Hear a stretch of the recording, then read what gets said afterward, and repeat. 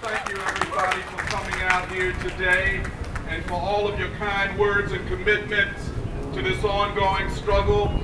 We didn't think it was going to take this long, but since Temple wants to drag it out, we're going to drag them into deep water. Already, the Dean of the College of Liberal Arts quit last year. One of our initial demands was that Dean Sufis had to be replaced. And we made it clear it was not out of revenge, but an objective assessment of her failure to act as a dean of a college of liberal arts. The liberal arts are the foundation of a university, if that's what you call yourself.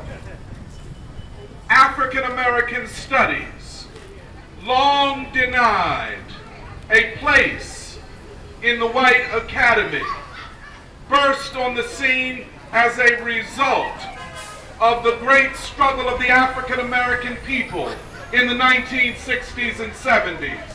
Temple did not give black folk black studies. Black folk fought for black studies.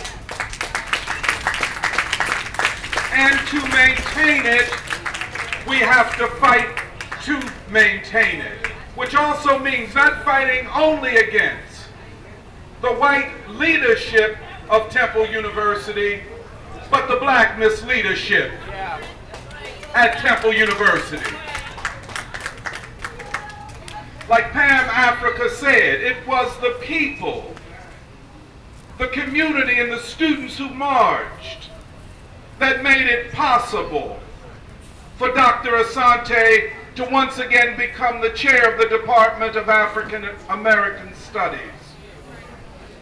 There was an agreement made almost 20 years ago between Dr. Asante and the administration as a result of his having been charged with and proven to have committed plagiarism, that is, stealing the work of a colleague and putting his name on it. That agreement said that he would never and could never be the chairman of the Department of African American Studies. Our department had been whittled down to hardly anything. When the chairman before Asante left, we, the faculty, voted for Dr. Kariamu Welsh to become our chairman, a full professor once in our department, but twice the chairman of the dance department. The dean, Teresa Sufis, rejected her and put us in receivership. When the person from her office was ending her one-year tenure, we were told we had to vote from among our faculty members for a new chairperson. Two of us were nominated, Dr. Asante and myself, and I deferred to him and went throughout the community and among the students at Temple University and said that we, the faculty, must choose Dr. Asante as a step towards consolidating our department and preventing it from being taken over from a dean who admitted to me and our faculty in a meeting that she did not see a black community, and went on later on to say that African American Studies does not need W.E.B. Du Bois. We called for her to be removed. She proved herself to be unqualified.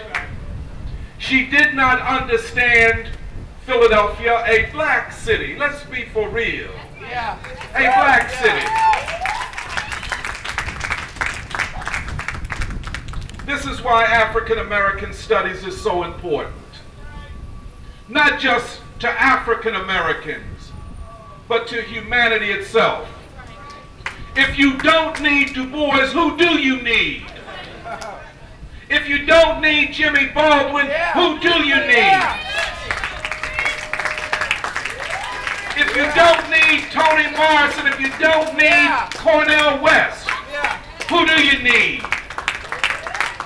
If you got a problem with the black radical tradition, which in the history of Afro-America is the majority of black thinkers, not what Dr. Asante represents. His position is a minority position among black folk. This idea of an Africa that never existed and never will exist, this homophobia, this misogyny, this class elitism,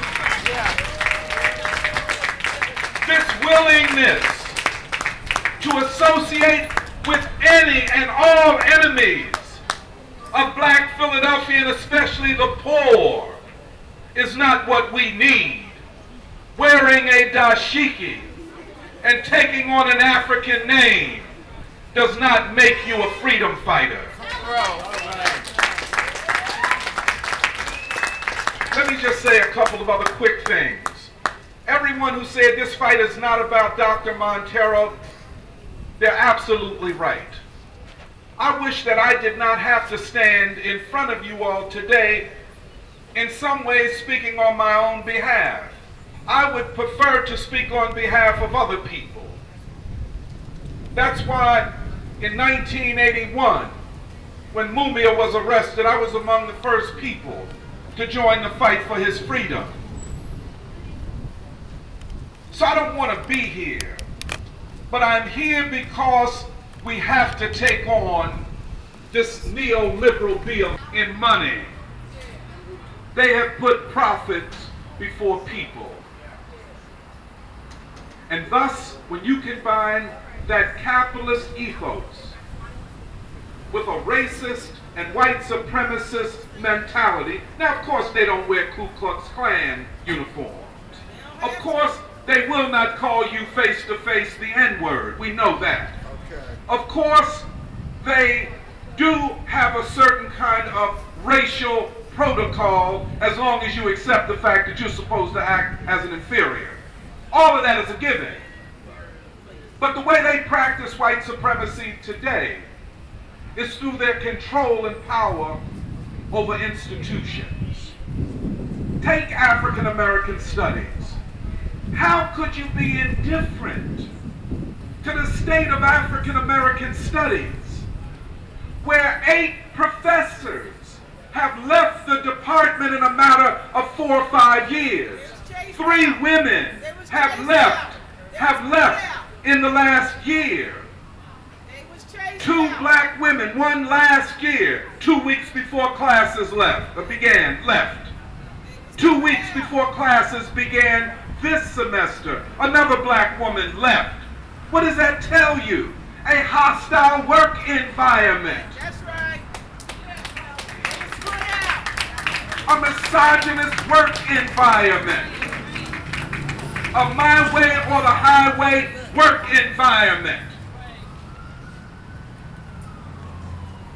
The president of the university, and whatever is left of the board of trustees after the Cosby debacle, have to take this matter in hand.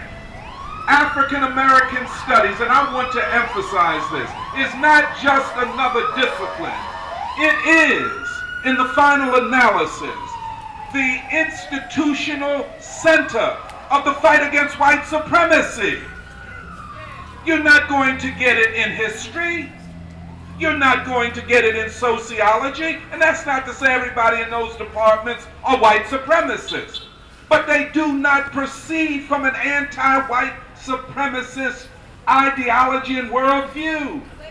It's not built into the discipline. The only discipline that comes out of the fight against white supremacy in the university is African American studies. And although it has been weakened all over this country, still remains the best hope of the democratic, anti-racist transformation of the university.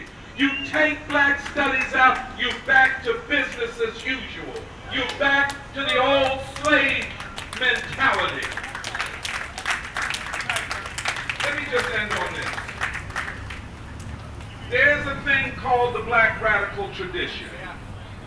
Any African American with an ounce of self-respect and less than an ounce of consciousness realizes that black folk were brought to this country, have been exploited and oppressed for close to 400 years because of capitalism. Black folk are not going to be liberated through capitalism.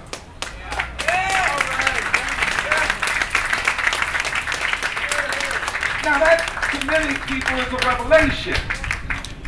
But when you look at the history of our thinkers, they all had come to that conclusion. If you don't like that tradition, you don't like African American studies, because that's what African people have thought about and the way we have articulated our future and the future of this country. We are, by the very nature of our position in the society, anti-capitalists. Yeah.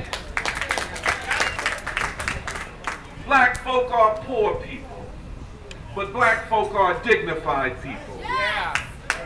Yeah. We're holding the university accountable. We're raising questions about the governance of this university. We said to the chairman of the board of trustees, Mr. O'Connor, and to President Theobald, in a collegial and respectful way, take the matter of my firing under your consideration. Do what is just. Act in a way that would make the students and the faculty and the community proud. But they chose to go the other way. Now we have a crisis that will equal and maybe surpass the crisis of Joe Paterno, Sandusky, and Penn State University. Not just that Bill Cosby serially drugged and raped women. And he's, by the way, he's from my neighborhood. And I can tell you, people talk about Bill Cosby. I don't know too many people from down where I come from that feel that way about him. But when it came to his drugging and raping an employee of Temple, and when it came to a settlement between this woman and the university, there was a deposition where Cosby and his attorneys met with the young woman, the Temple employee, and her attorney. The deposition was sealed. It was unsealed about 3 months ago by a federal judge for two reasons.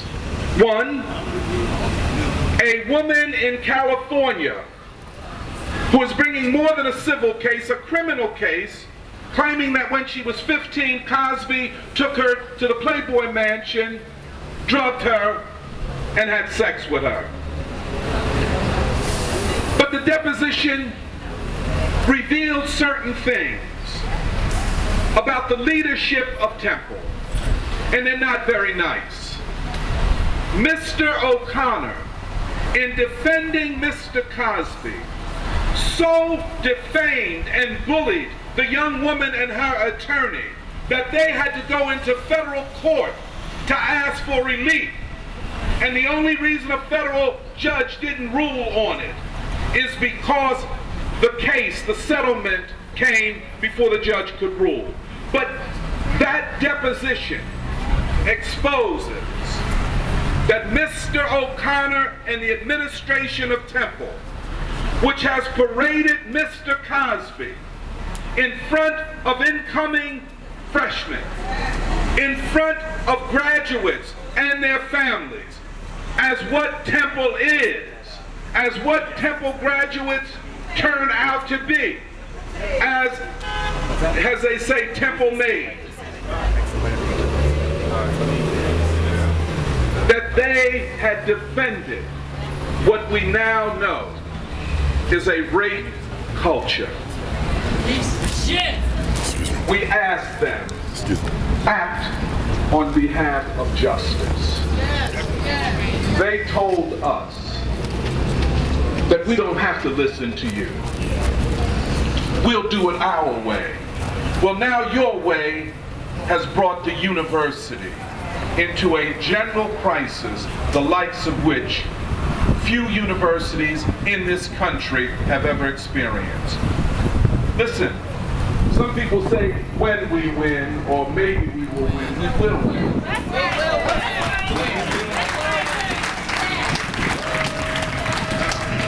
For me, it was always a path to victory. And for us, it was always a way of coming up with the strategy of uniting people in order to win. We will win. Dr. Asante is on his way out, if he hasn't already left Philadelphia. The students in African American Studies, my dear friend Alicia, a wonderful young student, we were marching last week. And when I mentioned to her that another professor had left the department, she broke down crying. Heartbroken. I have wasted 3 years of my life, and I've learned hardly anything. This is humiliating. Not just that we lost money, it is humiliating to go into a classroom. I know I'm talking too long, I'm gonna shut up. To go into a classroom and be fed a bunch of nonsense. Tony and I have gotten very close over the past 2 years because we needed a really great professor at University of Pennsylvania. And when Temple fired him, we brought him over to Penn. He's been in my classroom inspiring my students. I would say he's the best professor at the University of Pennsylvania over the last 2 years. To go into a classroom and be fed a bunch of nonsense, and to be told that you don't know anything about struggle, and to be told that, well, you're not much of anything anyway, by a professor. By a professor. We talk a lot about institutional matters, but what about the students? What about their humanity? Has anybody asked them how they feel about this situation? Dr. Asante walking around like he's been a success. He's an abject failure.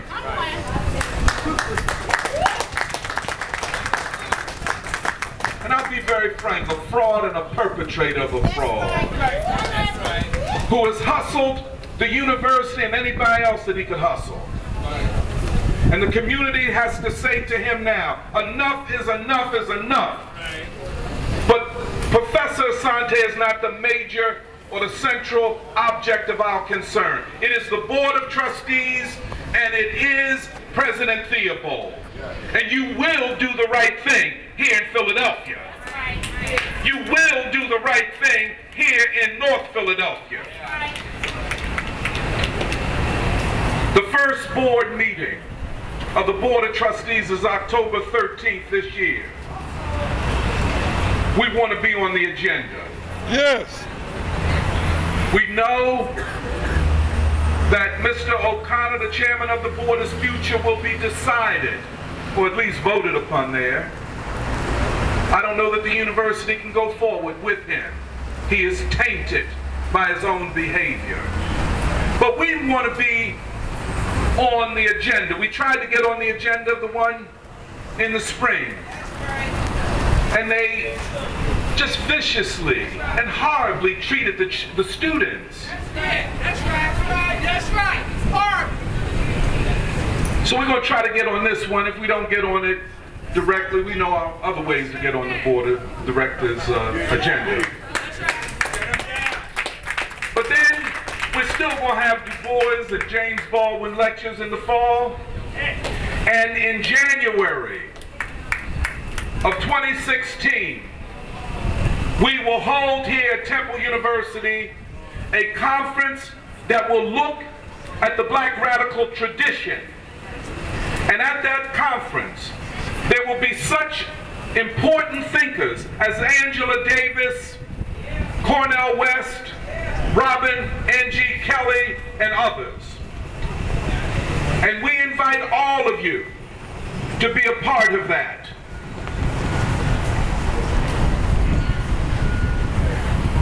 I wanted to end this by saying we're not going anywhere.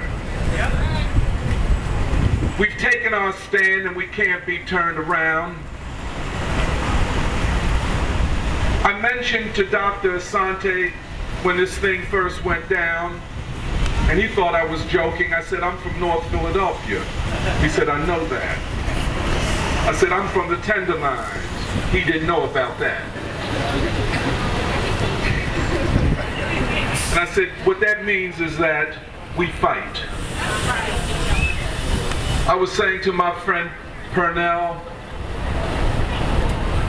old school, Tenderloin, I said, if I had bowed down and accepted what Asante and Temple said to me, it would have been as though great sisters and brothers that came up in our neighborhood through the fights against poverty and police brutality, many of whom have passed on, sisters and brothers who were imprisoned, but good men and women.